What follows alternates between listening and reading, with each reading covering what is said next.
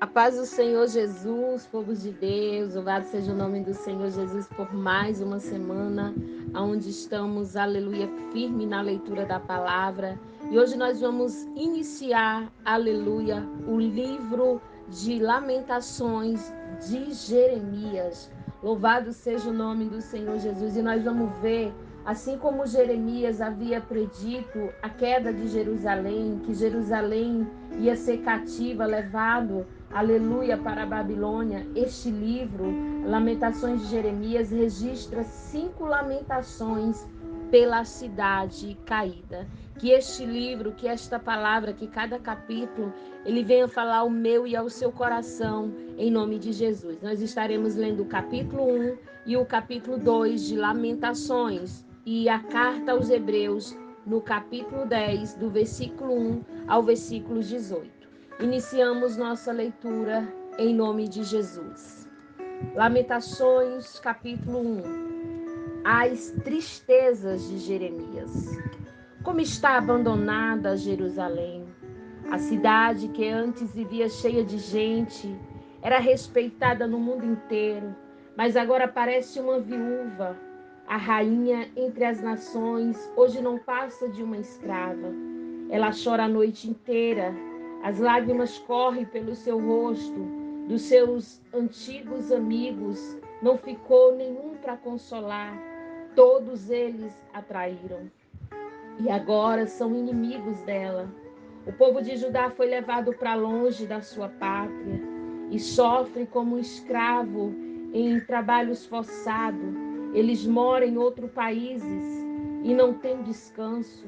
Estão cercados pelos seus perseguidores e não podem escapar. As estradas que levam a Sião estão tristes, pois não há ninguém que vá por elas para as festas religiosas. As moças que cantavam no templo estão aflitas e os sacerdotes vivem gemendo. A cidade sofre amargamente e não há gente para se reunir nas suas praças. Os seus inimigos a dominaram e para eles tudo vai bem. É que o Senhor Deus fez Jerusalém sofrer por causa dos muitos pecados dos seus moradores. Os seus filhos foram presos pelos inimigos e levados para longe da sua pátria. A beleza de Jerusalém é coisa do passado. As autoridades são como coços que estão fracos de fome e fogem sem força dos caçadores. Nestes dias de tristeza e aflição, Jerusalém lembra de todas as riquezas que ele teve no passado. Ela se recorda de que ninguém veio ajudá-la quando caiu em poder dos inimigos que zombaram dela na sua queda. Ela perdeu a honra, está nua e todas despreza. Ela vive gemendo e esconde o rosto envergonhada. Jerusalém se tornou impura por haver pecado gravemente. Era fácil ver a mancha do seu pecado. Jerusalém não pensou no que podia acontecer. Ela caiu de modo terrível e não tem a quem a console. Os seus inimigos venceram e ela pede que o Senhor tenha misericórdia. Os inimigos levaram embora todas as suas riquezas. O povo viu os pagãos entrarem no templo, coisa que Deus o proibiu de fazer. O povo de Jerusalém anda gemendo, procurando o que comer. Eles trocam as suas riquezas por alimentos para poder continuar a viver. A cidade diz: ó Senhor, olha para mim e vê a minha desgraça. Aos que vão passando Jerusalém, olhem para mim. Será que existe uma dor igual à minha? No dia que ficou irado, o Senhor me castigou com esta aflição. Lá de cima, Deus enviou um fogo que queima dentro de mim. Ele armou uma armadilha e me jogou no chão. Depois me abandonou num sofrimento que não tem mais fim. Ele tomou nota dos meus pecados, amarrou-os todos juntos e pendurou no meu pescoço. E peso eles acabou com as minhas forças. O Senhor me entregou aos meus inimigos e eu não fui capaz de resistir. O Senhor fez pouco dos meus melhores soldados. Ele andou Ele mandou um exército para destruir os meus moços e esmagou o meu povo santo, como se esmaga as uvas para fazer vinho. Tudo isso me faz chorar e deixa os meus olhos cheios de lágrimas. Não há ninguém que me console, ninguém que me anime. Os inimigos me derrotam e o meu povo ficou no meio de ruínas.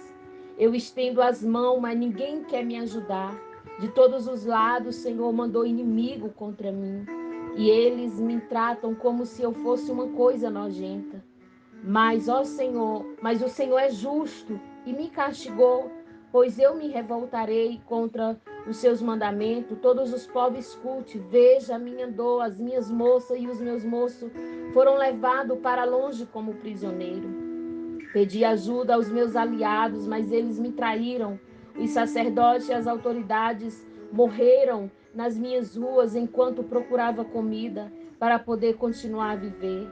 Vê, ó Senhor, a minha aflição. Estou profundamente perturbada. A dor aperta o meu coração quando penso que me revoltei contra ti. Há assassinatos nas ruas e até dentro da casa a morte. Ó Deus, ouve os meus gemidos, pois não há ninguém que me console. Todos os meus inimigos sabem da minha desgraça e ficam contentes porque tu me fizeste sofrer. Faz com que venha o dia que prometeste para que os meus inimigos sofram tanto quanto eu. Condena-os por causa de todas as suas maldades, castiga-os como me castigaste por causa dos meus pecados. Eu não paro de gemer e o meu coração está doente. Capítulo 2 de Lamentações de Jeremias. Deus castiga Jerusalém. Quando ficou irado, o Senhor cobriu Jerusalém de escuridão. Ele transformou num monte de ruínas a cidade de Jerusalém, que parecia um céu e que era o orgulho do povo de Israel. No dia da sua ira, Deus abandonou até o seu próprio templo. Sem dó e nem piedade, o Senhor destruiu todas as cidades de Judá e na sua ira acabou completamente com as suas fortalezas.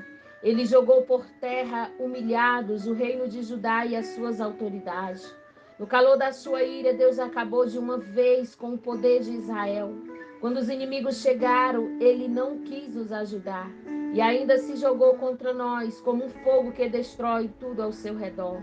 Como se fosse um inimigo, Deus apontou as suas flechas contra nós e com a sua força matou as ovelhas mais estimadas do nosso povo. Ele derramou a sua ira como se fosse fogo sobre os moradores de Jerusalém. O Senhor é como um inimigo, ele destruiu Israel, derrubou as suas fortalezas e arrastou os seus palácios, trazendo com isso tristeza e choro sem fim para o povo de Judá. Deus arrasou o seu templo como se fosse uma horta e destruiu o lugar onde o adorávamos. Ele nos fez esquecer as festas religiosas e os sábados. E no calor da sua ira, ele rejeitou com desprezo os reis e os sacerdotes. O Senhor desprezou o seu altar, abandonou o seu templo e deixou que os inimigos derrubassem as suas paredes. Ali deram seus gritos de vitória, como nós fazíamos no dia de festa. O Senhor decidiu arrasar muralhas de Jerusalém. Ele fez plano de destruição e sem descanso levou até o fim. Muralhas e paredes racharam e vieram abaixo ao mesmo tempo. Os portões da cidade estão enterrados no entulho e as suas trancas foram despedaçadas. O rei e as autoridades estão espalhados pelas nações pagãs. Não se ensina mais a lei e os profetas não recebem mais visão de Deus, o Senhor. Os moradores mais velhos de Jerusalém estão sentados no chão em silêncio. E em sinal de tristeza puseram terra na cabeça e vestiram roupa feitas de pano grosseiro. As moças estão ajoelhadas com a cabeça encostada no chão. Os meus olhos estão gastos de tanto chorar. Eu estou muito aflito. A tristeza acabou comigo por causa da destruição do meu povo e porque vejo crianças e bebês morrendo de fome nas ruas da cidade. Essas crianças dizem: mamãe, estou com fome, mamãe, estou com fome. Elas caem pelas ruas como se estivessem feridas e morrem aos poucos nos braços das mães. Jerusalém querida, o que posso lhe dizer? Como posso consolar você? Nunca ninguém sofreu assim, a sua desgraça é tão grande como o mal que poderá lhe dar esperança. As visões dos seus profetas foram falsas e enganosas. Se ele estivesse condenado abertamente os seus pecados, tudo seria diferente e melhor para você. O que esses profetas fizeram foi enganá-los com mentira. Os que vão passando zombam de você. Eles sacodem a cabeça, dão risadas e perguntam: é esta cidade que era chamada de beleza perfeita? É esta o orgulho do mundo inteiro? Todos os seus inimigos falam contra você e zombam com ódio. Eles dizem: nós destruímos Jerusalém, chegou o dia que estávamos esperando, nós vimos tudo acontecer. O Senhor fez o que havia planejado, Ele cumpriu as ameaças que havia feito há muito tempo. Ele nos destruiu sem dó e nem piedade, deixando que os inimigos nos vencessem e se alegrassem com a nossa derrota. Que as suas muralhas, ó Jerusalém, peçam ajuda ao Senhor e que as suas lágrimas corram de dia e de noite, aleluia, como um rio. Não descanse, chore sem parar. Levante-se várias vezes de noite para clamar, pedindo ajuda ao Senhor. Derrame o coração na presença dele e peça pela vida dos seus filhos, que morrem de fome nas esquinas das ruas. Olha, ó Senhor Deus, e pensa alguma vez tratar-te alguém assim? Será que as mães deviam devorar os filhinhos que elas tanto amam? Será que os profetas e sacerdotes deveriam ser assassinados no próprio templo? Há mortos, tanto os jovens como os velhos, largados nas ruas. Os meus moços e as minhas moças foram mortos à espada. No dia em que ficaste tirado, tu, ó Deus, os mataste sem dó e nem piedade. Fizeste chegar de todos os lados os meus terríveis inimigos, que vieram como se fosse para uma festa religiosa. Ó Senhor, no dia em que ficaste tirado, ninguém escapou, ninguém ficou vivo. Os inimigos destruíram os meus filhos que eu criei com tanto amor. Carta aos Hebreus, capítulo 10, do versículo 1 ao versículo 18. Aleluia. A lei por Moisés não é um modelo completo e fiel das coisas verdadeiras, é apenas uma sombra das coisas boas que estão para vir. Os mesmos sacrifícios são oferecidos sempre, ano após ano. Portanto, como pode a lei, por meio desse sacrifício, aperfeiçoar as pessoas que chegam perto de Deus?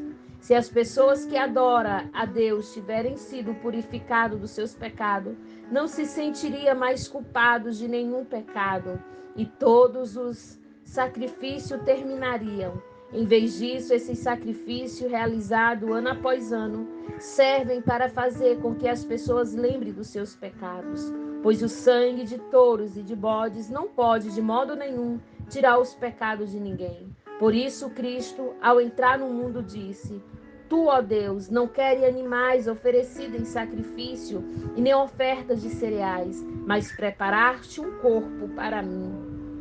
Não te agrada as ofertas de animais queimados inteiros no altar, e nem o sacrifício oferecido para tirar pecados. Então eu disse: eu estou aqui, ó Deus, venho fazer a tua vontade, assim como está escrito ao meu respeito no livro da lei. Primeiro ele disse: tu não queres sacrifício ou ofertas de animais, e não te agrada as ofertas dos animais queimados inteiros no altar, e nem o sacrifício oferecido para tirar pecados. Ele disse isso, embora todos os sacrifícios sejam oferecidos de acordo com a sua lei. Depois ele disse: eu estou aqui, ó Deus, para fazer a tua vontade. Assim Deus acabou com todos os castigos, os antigos sacrifícios, e pôs no lugar deles o sacrifício de Cristo, porque Jesus Cristo fez o que Deus quis. Nós somos purificados do pecado pela oferta que ele fez, uma vez por toda, no seu próprio corpo. Todo sacerdote judeu cumpre todos os dias os seus deveres religiosos. e oferece muitas vezes os mesmos sacrifícios, mas este nunca mudarão. Nunca poderão tirar pecados. Porém, Jesus Cristo ofereceu só um sacrifício para tirar pecados, uma oferta que vale para sempre. E depois sentou-se do lado direito de Deus. Ali Jesus está esperando até que Deus ponha os seus inimigos por estrados debaixo dos pés dele. Assim como o sacrifício só, ele aperfeiçoou para sempre os que são purificados do pecado. E o Espírito Santo também nos dá o seu testemunho sobre isso. Primeiro ele diz: quando esse tempo chegar, diz o Senhor, eu farei com o povo de Israel esta aliança. Porei as minhas leis no coração deles e na mente deles a escreverei. Depois ele disse: não lembreis mais dos seus pecados e nem das suas maldades.